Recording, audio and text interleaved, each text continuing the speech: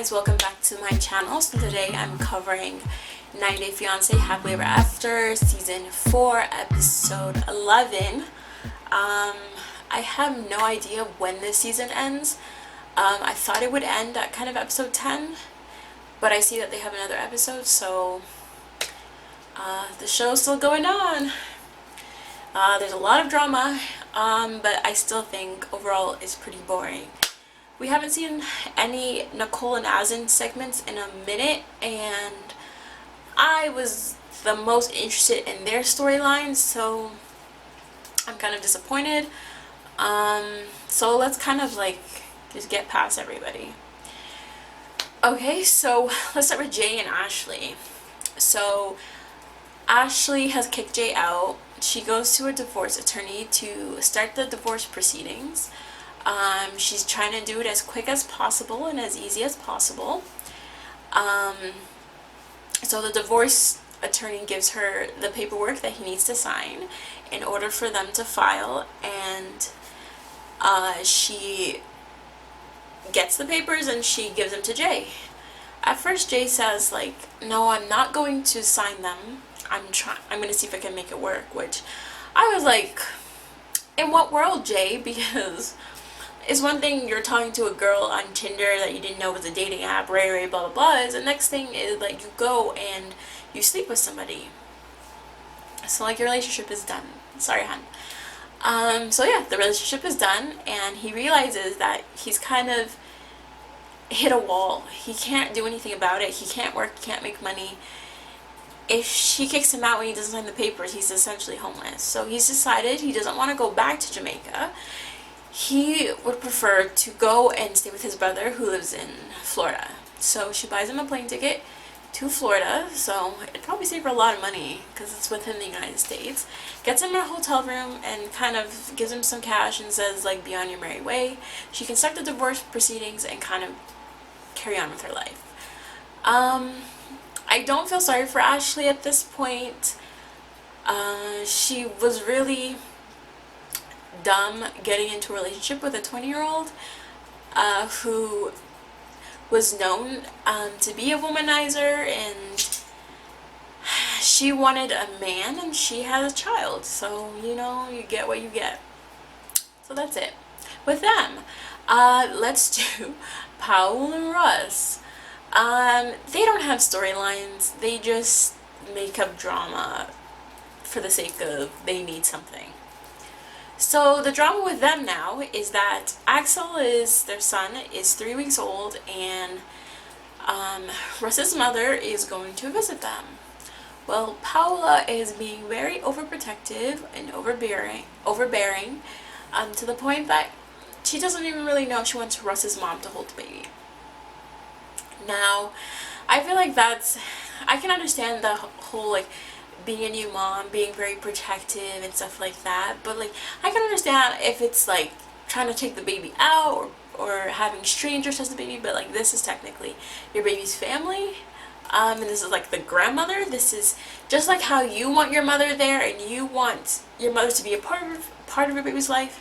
Russ wants the same thing. Whether you like her or not is something different, but that's grown folks' problems. This has to do with the child, and I feel like you should put your differences aside. For her to be like, well, I don't know if I want her to be touching my baby, holding my baby, and stuff like, then like, don't tell her to come then. Don't tell her to come if you're gonna be this type of way. You need to be able to breathe, and you're having this baby suffocate you because you don't want to have other people, it takes a village to raise a child, raise your child. Like, it's not like Russ's mom is like, oh, so I'm gonna take him overnight, and no, she's gonna be right there. She wants to hold him a couple times and care for him. Don't you need to eat sometimes? Don't you have to take a shower sometimes? Don't you need to like wash your hair sometimes? It'd be nice to have someone else there as well, someone that even if you don't like, you know for sure Russ trusts his mom. And you know for sure, because of the experience his mom has as being a mother, that she's not going to be dropping your child, holding your child wrong, dangling your child, and doing craziness. So, like, Paula, chill out. with because I'm in baby talk, let's talk about Elizabeth and Andre. So Elizabeth gets into labor, which I did not believe. That whole story of I just wanted to be me and Andre, that was not her idea at all. Because Andre, like, I don't know, he tries to control the situation all the time, and I feel like with the way Elizabeth is and the way her family's set up, she would never agree to just to have the birth between him and her. Plus, like, I feel like men are useful to a certain point, and then you just want your mother. So she informed her mom she's in labor. She doesn't tell her sisters or anything, which, okay. She tells her mom she's in labor, but she doesn't want her to come or anything, I guess, until after the baby's born. So I was wondering, like, Elizabeth, why didn't you tell your mom this before? Because if your mom's hearing this, she's thinking, okay, no, we have to go get ready, but you're like, oh yeah, mom, I'm in labor, like, my water broke, but you can stay home, like, come back after. So I kind of thought, like, that was a really, really dick move of Elizabeth, because at least have your mom prepared for this. When I get the call, okay, no, I can't do anything, whatever. Andre is being as supportive as he can be, as someone who fathered the child, but, like, is not experiencing the pains and stuff like that, which, it's okay. I hate when people are like, oh, it's okay, like, you got it, like, you're fine, like, it's fine. And I'm like, I don't think it's fine. I don't like hearing that stuff. Even when I get hurt, I don't like people saying, like, oh, it's okay, it's no big deal, like, you'll be, I was like, bitch, that hurts. So there's Andre supporting her. Then she ends up being in labor for 24 hours. It's 3 o'clock in the morning, and she realizes, which she realized from the start, it wasn't this 3 o'clock in the morning thing, that she wants her mom to be there. So she calls her mom and says, Mom, can you come? And as a mom, she said, of course, let me get my ass in the car and get there. And she got there, and she was there for the birth, and she's so happy her mom was there.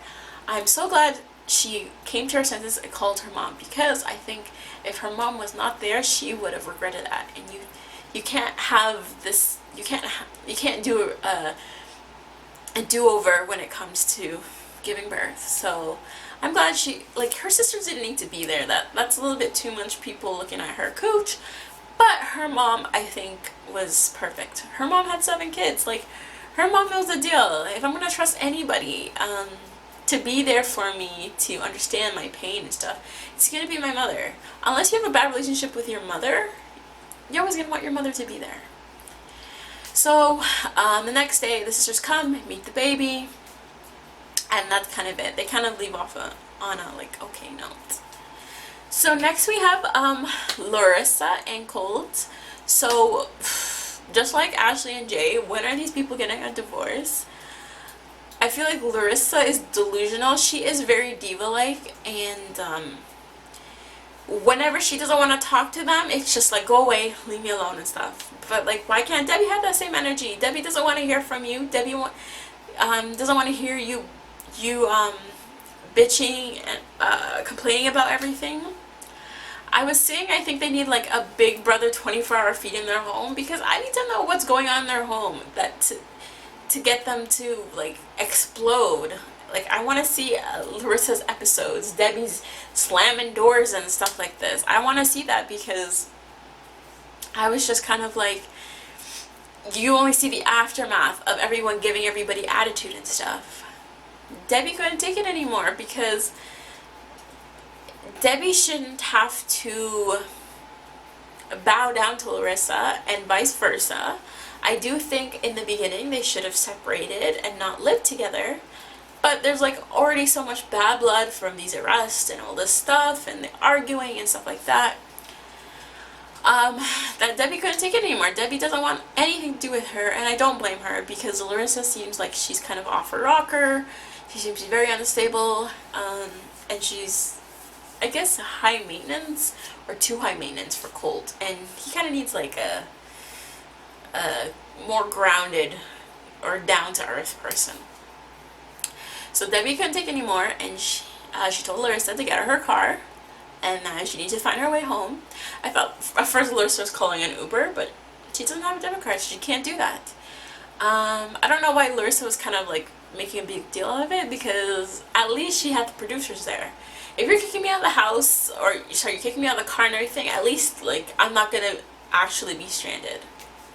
So she gets home, she's waiting for Colt, talking to Colt, and then she tells Colt the problem, and then Colt says like, don't you think you're being kind of... Larissa blows up, calls him a fat pig, asks him if he's effing his mom, and blah blah blah. She's talking out of order and all this stuff. And you see that Colt has been driven to drink, and he guzzled down that Jack Daniels. He was just like, I'm done, and stuff like this. So I think it's very, very obvious that they should get a divorce, and I'm tired of hearing them argue and fight. So I'm trying to... Okay, so we have Pedro and Chantel. So it was nice to see kind of the old Pedro back, the one who was happy-go-lucky and funny, and you can see kind of like why Pedro and Chantel fell in love, and that they actually do have a connection together, and they do love each other. It's hard to tell sometimes because they're always bickering about each other's family. They're trying to make their relationship work, and I agree. Chantel agrees to meet Pedro's family to go over what Obed said, whether his mom and sister set him up so he can go find a girl, an American girl, to get a green card, and blah blah blah. So Chantel agrees to go meet the family, and I thought things were going well. I don't know why people can't just be the bigger person. Like, if I'm talking to an elder and you did me dirty or you got my nerves, I'd rather just say, okay, you know what, I'm sorry, and get it done, but I won't talk to you again. We'll do that forgive but never forget type of thing. But Chantel has to put her 2 cents in, like, that's your opinion, so don't talk about me and my man. So, and I was just like, Chantel, you're creating problems once again. And I'm like, why are you doing this? So, obviously, his mom's on the defense, and they're kind of arguing, and just like the way Chantel's like, how come you always be telling your family our business? You never stick up for me. I'm like, I don't need to have a relationship with your mom. I don't need to care for your mom. Keep that same energy when it comes to your family. He doesn't need to care about your family. He doesn't need to see your family, and stop telling your family shit. And like, it is what it is. You guys keep your problems within yourselves, or keep your problems between you guys. Otherwise than that, like, you don't need to be telling anybody because there's so much bad blood. And at this point, there's nothing that can fix it. Especially since Chantel had a chance to rectify the situation, but she decided to not. She decided to, I don't know, still fight with them. So I was kind of annoyed of that relationship, and that it didn't get fixed.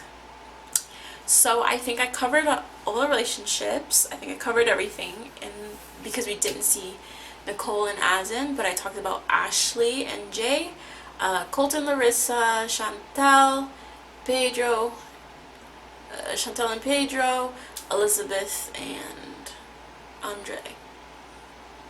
So yes, that concludes my recap of 90 Day Fiance, Happily Ever After, Season 4, Episode 11. Probably tomorrow I'm gonna finally watch The Other Way, because I actually prefer that show. Maybe because they're all fresh, and like, I haven't gotten to the point where they're arguing and stuff like this. Usually I feel like the couples last pretty long, but as of recent, some of the couples they're finding, they're not even lasting the season. So yeah, don't forget to like, comment, and subscribe. Thanks for watching.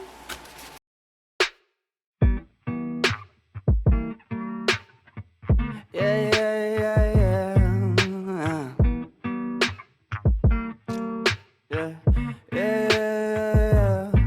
I'm just a dumb cunt, fucking sick and tired of it. Maybe I could front love, maybe I could buy a zip, maybe I get fucked up. Next time I could save some. Why it's gotta be like this? Why it's gotta be that way? Put it inside. Feel so rise up, banging on that loud.